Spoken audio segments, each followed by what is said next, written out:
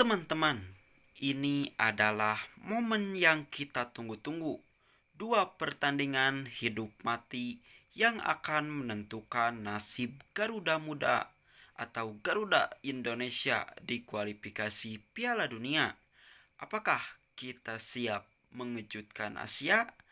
Mari kita bahas secara lengkap dan juga eksklusif di video kali ini guys. Oke, jadi kita akan membahas tentang secara mendalam soal tim nasional Indonesia guys. Khususnya persiapan penting menghadapi dua raksasa Asia, yaitu timnas Cina atau Tiongkok dan juga timnas Jepang pada bulan Juni mendatang, yang mana ini merupakan laga sisa dua pertandingan lagi dari grup C di putaran ketiga kualifikasi Piala Dunia 2026 ya guys ya.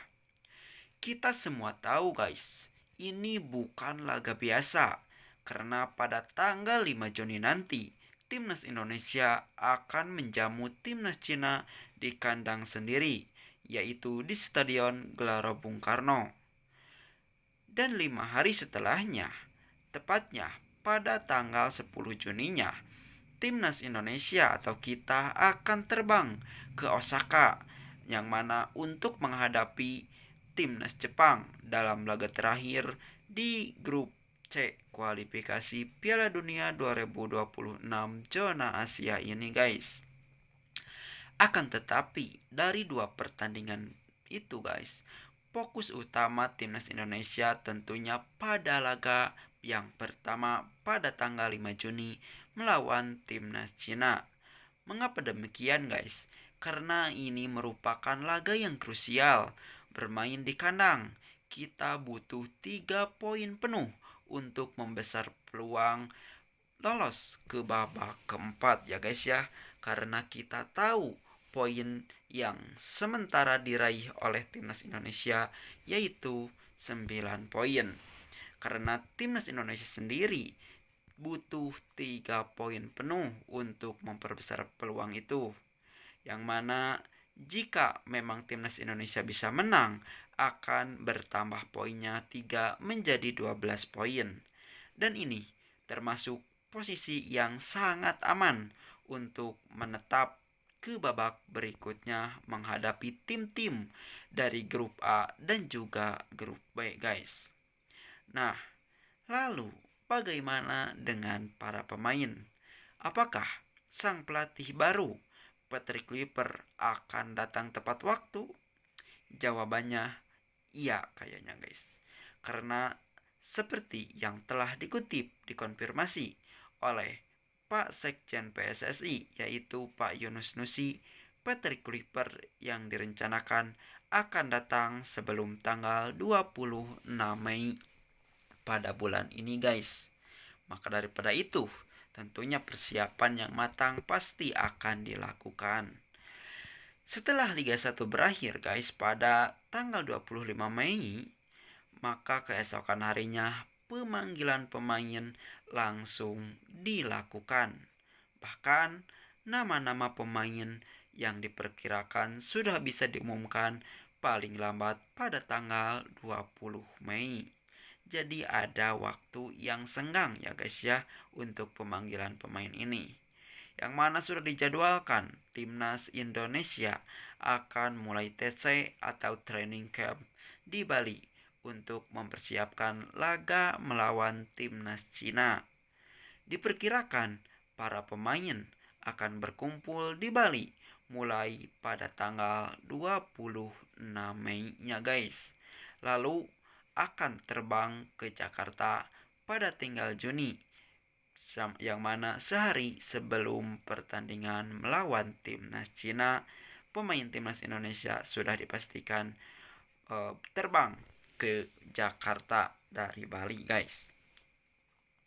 Nah, untuk jumlah pemain yang dipanggil ada 27 nama yang disiapkan seperti biasa. Karena ini sesuai regulasi, 23 nama yang akan didaftarkan secara resmi untuk pertandingan.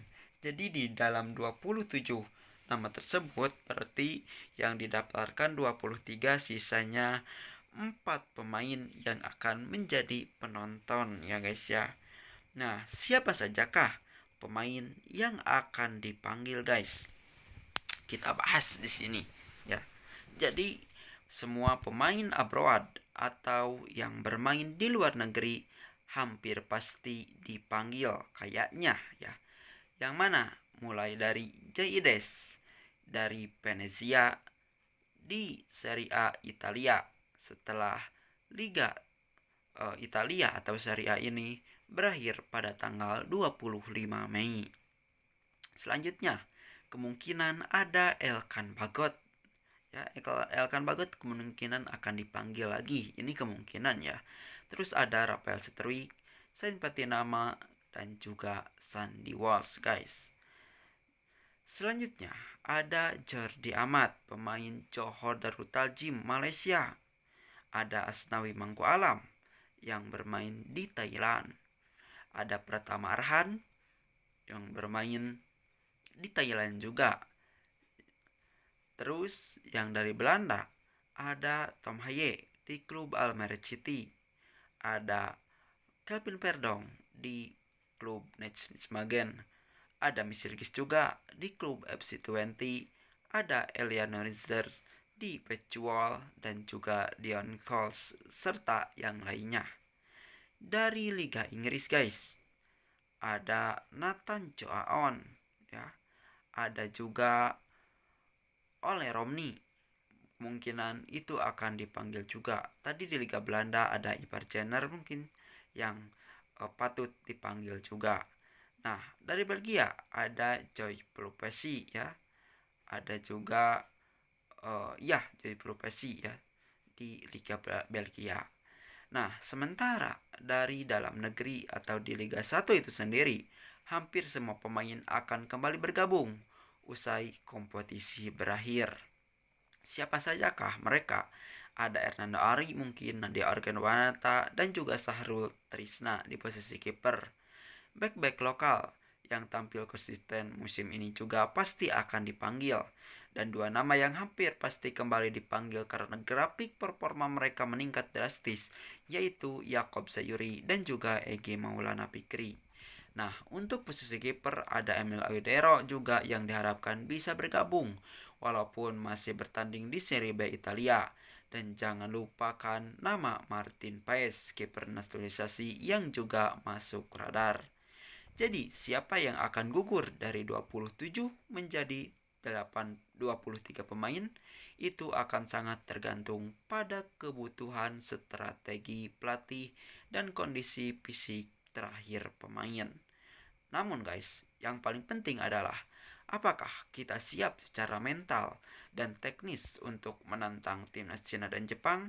Ini menjadi pertanyaan besar.